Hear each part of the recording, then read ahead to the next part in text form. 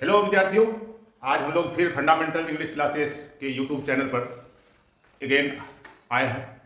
आज बहुत ज्वलंत भरी समस्या का निदान करना है। बहुत सारे विद्यार्थी फ़ोन करते हैं, सर कुछ ऐसे सिखाइए, कुछ ऐसे सिखाइए। तो चलिए भाई, आज हम आप लोगों को सिखाने जा रहे हैं कि किसी भी हिंदी वाक्य से, अन्यथा बांग्ला से, उर्दू से, हिंदी से अंग्रेजी कैसे बोला जाएगा, कैसे लिखा जाएगा। ठीक है। हालांकि इससे पहले मैंने ग्रामेटिकली आप लोगों को बता के रखा है। टेंस से पहले का वीडियो आप देखिएगा, सब्सक्राइब करके उसको निकालिएगा, मिल जाएगा आपको। फिर भी आज हम बहुत इंपॉर्टेंट टॉपिक को छान के निकालें। ठीक है। तो समझिए, आज हम लोग जा रहे हैं पढ़ने के लिए कि किसी भी हिंदी वाक्य से या किसी भी उर्दू वाक्य से या किसी भी बांग्ला वाक्य से अंग्रेजी कैसे हम बोलें और कैसे लिखें। तो विद्यार्थियों, इस टॉपिक में जाने से पहले आपको मेरी एक एडवाइस को मानना पड़ेगा। हम लोग अपना काम दिल से करते हैं। दिल से करने में काम नहीं चलेगा, तो आत्मिक शक्ति से काम करना पड़ेगा, रूहानी ताकत से काम करना पड़ेगा, तभी आपको समझ में बैठेगा। मैं ट्राई करता हूं टायरलेस एफोर्ट के साथ आपको आत्मिक शक्ति से बताने के लिए नए नए एग्जाम्पल, नए नए उदाहरण देख के आपको बताने की कोशिश करता हूं। आशा है सब समझिएगा और रिवाइज भी कीजिएगा। अवश्य आपको अंग्रेजी लिखना और बोलना आ जाएगा। चलिए भाई, आगे हम लोग चलते हैं। किसी हिंदी या अन्य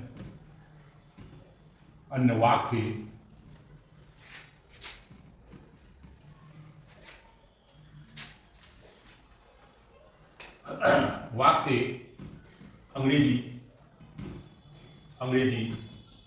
कैसे लिखा या बोला जाता है, इसी को समझना है। जैसे हम लोगों को निश्चित समय पर अपना कॉलेज, अपना कोचिंग इंस्टीट्यूट जाना चाहिए। हिंदी है, कैसे इसका अंग्रेजी बोलेंगे सर, कैसे इसका अंग्रेजी लिखेंगे? तो चलिए बेटा साहब, हम तुम लोगों को पहले पढ़ाए हैं क्या, एस प्लस भी प्लस ओ प्लस सी। इसका नाम दिए थे English based on it. English based on it. English इसी पर निर्भर करती है, base. English basis on it. English इसी पर।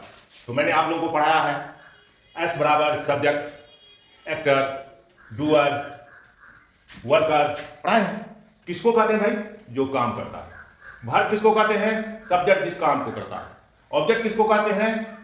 काम क्रिया का प्रभाव जिस पर पड़े उसको ऑब्जेक्ट कहते हैं। कंप्लीमेंट जो बाद में आके मिल जाता है। यही हम पढ़ाए हैं। फिर इसी को हम लोग आज रिवाइज करेंगे। इसी पर आधारित पूरा टेंस बना हुआ है। ठीक है। इससे पहले भी हमने पढ़ाया है आप लोगों को, है ना? तो चलिए भाई, इस पर हम लोग चलें। इस फार्मूला को दो भागों में बांटें। एस प्लस भी प्लस ओ प्लस सी के दो भाग होते हैं। दो भाग होते हैं भाई। ये का नाम होगा एक्शन, क्या उसको कहोगे? एक्टर, या उसको डूअर भी कह सकते हो, डूअर। ठीक है बेटा, एक्शन, एक्टर, डूअर। दूसरा भाग में आ जाएगा नन एक्शन या नन डूअर। तो चलिए भाई, इसको हम लोग शुरू करते हैं पढ़ने के लिए। तो प्यारे बच्चों, विद्यार्थियों, इससे पहले मैंने आप लोगों को बताया है, क्या बताया है कि एक्शन का संबंध काम से है, क्रिया से है। कोई भी हिंदी वाक्य चाहे वो एक्शन में आएगा या नॉन एक्शन में आएगा, इसके बाहर नहीं जा सकता। कोई भी हिंदी वाक्य वो एक्शन में आएगा या नॉन एक्शन में आएगा। एक्शन का मतलब क्या हो गया बेटा? काम करने वाला, है ना? जैसे देखो भाई, मोहन बाजार जाता है। मोहन बाजार जाता है, एक बात हो गया। दूसरा ये भी होगा, मोहन अच्छा लड़का है। ये भी तो हो सकता है। वह मेरा भले पड़ोसी हैं। हाँ तो विद्यार्थियों ध्यान दोगे बेटा, आप मैंने आप लोगों के सामने में 3 वाक्य रखा, या ये भी एक और दे देते हैं, पटना बिहार की राजधानी है। ठीक है? मैंने 4 वाक्य आप लोगों को दिया है। पहला है मोहन बाजार जाता है, एक वाक्य। दूसरा है मोहन अच्छा लड़का है। ठीक है भाई? वो मेरा भले पड़ोसी हैं। ठीक है? और है पटना बिहार की राजधानी है।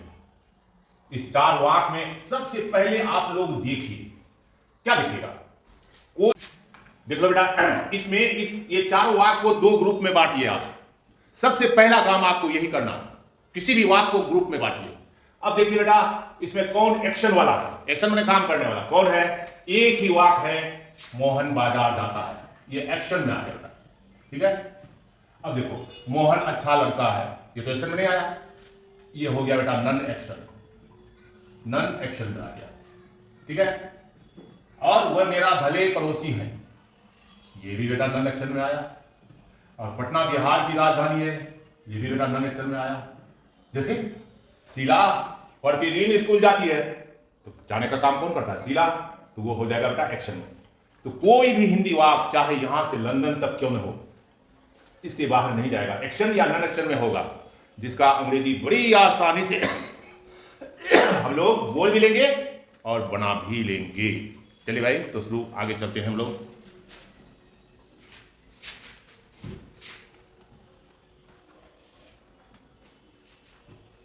ध्यान दीजिएगा,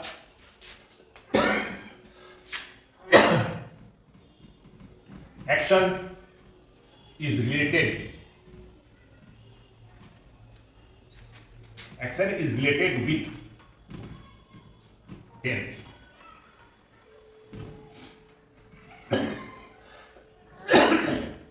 action is related with tense. Action का संबंध टेंस से होता है। समझ में आया? एक्शन का संबंध टेंस से होता है। मैंने आप लोगों को टेंस के बारे में पढ़ाया है। टेंस 3 प्रकार के हैं, present tense, past tense, future tense. फिर प्रत्येक टेंस के 4 उपभेद हैं, present indefinite, present imperfect, present perfect, present perfect continuous.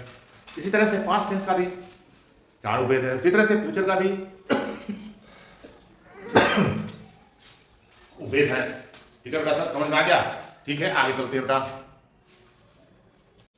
हाँ, तो action is related with tense. तो बेटा सब मैंने टेंस पढ़ाया, तुम लोगों को कैसे होता है 3, और 3 के 4 भेद होते हैं। तो कितना हो गया? 4 के 12 स्ट्रक्चर मैंने आप लोगों को पढ़ा दिया है। ठीक है?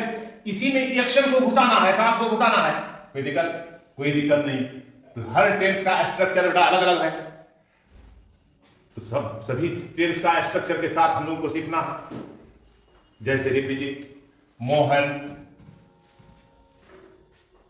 इज गोइंग होम, मोहन घर जा रहा है। ठीक है? तो इसमें वर्ब आ गया क्या? गो। ठीक है? तो इसमें एक चीज ध्यान रखिएगा। क्या ध्यान रखिएगा? कि इसमें एक्शन होता है, बहुत सारे एक्शन एक्सिलरी वर्ब की मदद से बनता है। ठीक है? बहुत सारे एक्शन एक्सिलरी वर्ब की मदद से बनता है। लिख लीजिए आप लोग, बहुत सारे एक्शन एक्सिलरी वर्ब की मदद से बनता है। लिख लिया? चलते हैं, जैसे कैसे बनता है। जैसे देखिए, वह खाना पका लिया है, वह खाना पका लिया है, ठीक है। तो उसका इंग्लिश क्या होगा? He has cooked, he has cooked food. आ रहा है सब दिमाग में? यहां तो कुक का भी थ्री कुक्ड है, ये क्या चीज है सर? यही तो ऑक्सिलरी वर्ब है, इसी का नाम है बेटा नन एक्शन। यही तो ऑक्सिलरी वर्ब है। दूसरा पार्ट को जब हम लोग समझेंगे उसमें टोटल ऑक्सिलरी वर्ब को समझेंगे। बस ये एक्शन है और ये नन एक्शन है, बैठा दिमाग में? तो चलिए भाई, अब जैसे देखो बेटा, he has been a farmer, he has been a farmer for 2 years। इसका अर्थ क्या हुआ बेटा? वो 2 साल से किसान रहा है, मतलब वो 2 साल से किसान है। अब यहां देखिए भाई, अब यहां देखिए कौन है वर्ब? वर्ब है ये नहीं है सर, इसमें एक्शन कहां है सर? किसान है। तो यहां आ गया हैज बीन, ये बीन वर्ब है, ये बीन वर्ब है। किससे बना है? वो बी से बना। बैठ गया दिमाग में? तो इसके बारे में हम लोग पढ़ चुके हैं। टेंस में हम लोग पढ़ चुके हैं प्रेजेंट इंडेफिनिट का फार्मूला, उसमें V1 या V5 लगता है। प्रेजेंट इम्परफेक्ट पढ़ चुके हैं, उसमें subject plus EJMR plus V4 लगता है। तो वहां पर V4 एक्शन तो है, जैसे देखिए she is cooking fish, she is cooking fish. ध्यान दीजिएगा विद्यार्थी साहब, इस वाक्य में एक्शन है कि नॉन एक्शन है? कहिएगा एक्शन है सर, मछली पका रही है, बिल्कुल। तो इसमें वर्ब कौन है बेटा? ये है कुक, कुक। क्योंकि हमारा प्रेजेंट इम्परफेक्ट में आईएनजी लग जाता है और उसके पहले ऑक्सिलरी वर्ब इसको कंप्लीट करने के लिए आता है, इसलिए इज आ गया। तो इसका ये क्या हो गया बेटा? एक्शन हो गया, एक्शन। बैठ रहा है दिमाग में? चलिए, तो उसी तरह से सभी टेंस में एक्शन जरूरी है। अब आगे चलते हैं बेटा, सभी टेंस एक्शन में आते हैं। अब दूसरा खंड हम लोग बोले थे क्या होता है? Non action.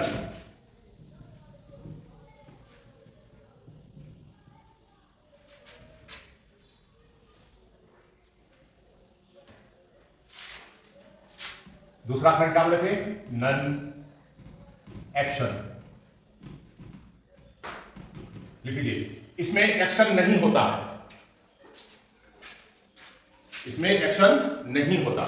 लिख ही देते हैं, इसमें एक्शन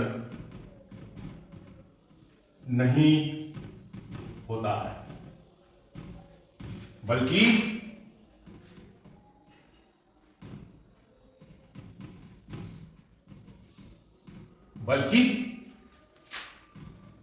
एक्शन के लिए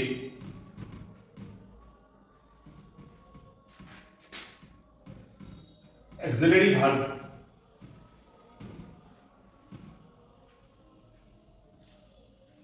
का प्रयोग किया जाता है।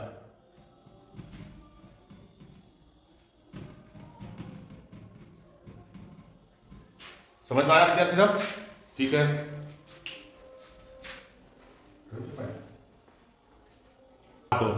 तो बेटा सब नन एक्शन किसमें बनता है? ऑक्सिलरी वर्ब से बनता है। मैंने आप लोगों को ऑक्सिलरी वर्ब के बारे में बताया है, इसके पहले वाले वीडियो में जब टेंस पढ़ाया है तो उसमें बताया गया है, और नया याद है तो फिर थोड़ा सा रिपीट कर देते हैं, जान लीजिए। ऑक्सिलरी वर्ब इंग्लिश में कौन है बेटा? बी है। कौन है? बी। ठीक है, ये बना है किससे? It is a short form of become. तो नन एक्शन जितना भी वाक्य होगा याद रखिएगा वो बिकम से बनेगा, जिसका शॉर्ट फॉर्म क्या है? बी। तो बी को डिवाइड, बी बराबर कितना वर्ब होता है? ये हम आप लोगों को लिखाए हुए हैं, is, am, are, was, were, had, has, had, do, did, does. ठीक उसी तरह से सल, शुड,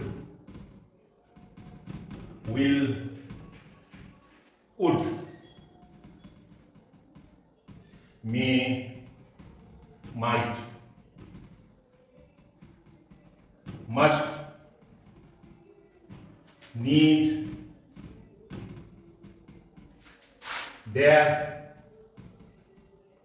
used to,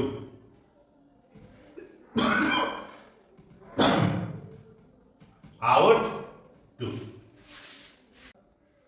जो नन एक्शन क्रिया होगा वो बी से बनेगा। सर ये बी क्या है? ये शॉर्ट फॉर्म है किसका? बीकम का। बीकम ये 24 अर्थ में प्रयोग होता है, मतलब बी बराबर 24 भर। इसका नाम फिर बेटा अलग अलग होगा। इज, एम, आर, ये है प्राइमरी एक्सिलरी। हैव, हैड ये भी है primary auxiliary. Was, were, had ये है past primary auxiliary. Do, does सबका अलग अलग नाम है। यहां से देखिए बेटा, can, could, would, may, might, must, need, dare, used to, ought to, ये सभी मॉडल्स वर्ब कहलाते हैं। क्या कहलाते हैं? मॉडल्स। इसका प्रयोग बहुत ज्यादा इंग्लिश में इंपॉर्टेंट है, बोलने के लिए भी लिखने के लिए। तो एक एक करके हम लोग चलते हैं, ठीक है। तो मैंने लिख दिया नन एक्शन जो कि वाक होगा वो एक्सिलरी वर्ब से बनेगा, उसमें वर्ब का प्रयोग नहीं होगा, ठीक है। ऐसे वाक में किसी नाउन या नाउन के बराबर होने वाले शब्द के बारे में कुछ कहा जाता है जिसका संबंध 5 बातों में से एक बात में आता है, जिसे केपी ठाकुर ने बिना काटा कहा है, जो मैंने आप लोगों को पहले वाले वीडियो में बताया है, ठीक है। आप देख लीजिए, मेरा यूट्यूब चैनल खोल के निकाल लीजिए, वहां मिल जाएगा आपको क्या पढ़ाया हमने, ठीक है। नहीं भी है तो आप हमको कमेंट कीजिएगा, फिर वार्तालाप कीजिएगा, फिर मैं कोशिश करूंगा बताने के लिए आपको, ठीक है। तो सब अलग अलग मीनिंग रखता है। ये सब क्या कहलाते हैं? मॉडल वर्ब रखते हैं। जैसे देखो भाई, मोहन शिक्षक है, मोहन शिक्षक, मोहन शिक्षक है। चलो बेटा, इसमें एक्शन में आया कि नॉन एक्शन में आया? अब देखो बेटा, सब्जेक्ट कौन है? नहीं मिलेगा। कौन है काम करने वाला? पता नहीं क्या है, शिक्षक है। तो शिक्षक काम थोड़े, तो ये बेटा किससे बनेगा? वही बी से बनेगा। ये वर्तमान के लिए है, इसलिए मोहन आ गया। मोहन इज ए टीचर, ठीक है। मोहन शिक्षक है। ये क्या है बेटा? ये नन एक्शन वाक है, ये नन एक्शन, ये नन एक्शन वाक है। तो जितने नन एक्शन वाक हैं सब उसी 24 से बनेगा। बी के जितने बच्चे हैं 24 उसी से बनेगा, है ना। जैसे एक तो वाक देते हैं बेटा, मुझे खा लेना चाहिए, ठीक है। तो इसमें सब्जेक्ट कौन है? मुझे खा लेना चाहिए। तो बेटा सबसे पहले पकड़िए आप, ये एक्शन में आया कि नॉन एक्शन में आया? सब्जेक्ट मिल जाएगा आपको कि सर ये तो एक्शन में आया। तो बता बेटा सब्जेक्ट कौन है? ये मुझे का अंग्रेजी क्या होता है? मी। तो याद रखिएगा, सब्जेक्टिव केस में मी कभी नहीं होता है, वो ऑब्जेक्टिव में आता है। तो मी बदल जाता है सब्जेक्टिव केस में, तो उसका क्या हो जाएगा? आई। अब यहां एक सवाल आ गया मुझे खाना चाहिए, है ना। अब देखिए, खाए कि नहीं खाए? एकदम नहीं खाया। खा लेना चाहिए लेकिन खाए तो नहीं है। तो बेटा चाहिए का 2 अंग्रेजी होता है, याद रखिए। ये मॉडल है वही, सल, should, will, would, can, could, may, might. तो चाहिए की 2 अंग्रेजी होती है, एक का नाम है शुड और दूसरे का नाम है मस्ट। इन 2 में से कोई भी लगाइएगा सही हो जाएगा, ठीक है। दिमाग में रखिए, शुड भी इस्तेमाल कर सकते हैं, मस्ट भी इस्तेमाल कर सकते हैं। तो अब देख लो बेटा, आई हो गया, आई हो गया। क्या लगाइएगा? शुड लगाइएगा, मस्ट लगाइएगा? क्या बोला? मस्ट लगा दो बेटा, आई मस्ट। अब आओ बेटा, एक्शन क्या है? खाना। तो खाने का क्या हो गया? ईट। आई मस्ट ईट फूड, मुझे खाना खाना चाहिए, ये अर्थ हो गया, ठीक है। अब यहां से ध्यान दोगे बेटा, ये मस्ट तो बेटा नन एक्शन है, ईट एक्शन है। तो बहुत सारे नन एक्शन क्रिया एक्शन को मदद करता है अर्थ निकालने के लिए, उसी का नाम एक्सिलरी वर्ब है, मतलब मददगार है, मदद करता है। बैठ रहा दिमाग में? अब कोई लड़का कहेगा सर हम शुड ही लगाएंगे, लगाओ बेटा, कोई दिक्कत नहीं। आई शुड ईट फूड, बिल्कुल ये दोनों का अर्थ वही है बेटा, शुड और मस्ट का अर्थ एकदम सेम है। बैठ गया दिमाग में? नहीं दिमाग में बैठा? चलिए भाई आगे चलते हैं फिर। उसी तरह से जैसे लिखे भाई, मेरे दादाजी शिक्षक रहे हैं, ठीक है। मेरे दादा भी शिक्षक रहे हैं। तो ये सबसे पहले देखिए बेटा, ये एक्शन में आएगा, नॉन एक्शन में आएगा। हाँ, क्या बोल रहे हो? नॉन एक्शन, बिल्कुल नॉन एक्शन में भी आएगा बेटा, और एक्शन में भी आ जाएगा ये। जैसे देखो बेटा, my grandfather has been a teacher, has been a teacher, ठीक है बेटा सब। अब यहां देखो बेटा, my grandfather has been a teacher, teacher थे तो पढ़ाने का काम कर रहे थे कि नहीं कर रहे थे? एक्शन में आ गया बेटा। इसलिए देखो बेटा, बन गया प्रेजेंट परफेक्ट में, ये हो गया सब्जेक्ट, ये हो गया हैव हैज, ये हो गया बेटा V3। तो बी का V3 क्या होता है? बीन होता है, ठीक है। बैठे बेटा दिमाग में, कोई दिक्कत है? कोई दिक्कत नहीं। आप फिर दिक्कत होगा तो आप लोग कमेंट कीजिएगा, फिर हम आप लोगों को बता देंगे। लेकिन हमेशा याद रखिएगा, किसी भी वाक्य का अंग्रेजी बनाने के लिए आपको बांटना ही पड़ेगा उस वाक्य को, कि ये एक्शन में है कि नॉन एक्शन में है। नॉन एक्शन में है तो टेंस में बनेगा, और नॉन एक्शन में है तो बी के बच्चे से बनेगा। इससे बाहर कोई भी हिंदी, इंग्लिश, बंगला वाक्य बाहर नहीं जा सकता है। It is 100% surety to translate your Hindi in English. Okay, ठीक है बेटा, रेस्ट इज ओके, फिर मिलेंगे।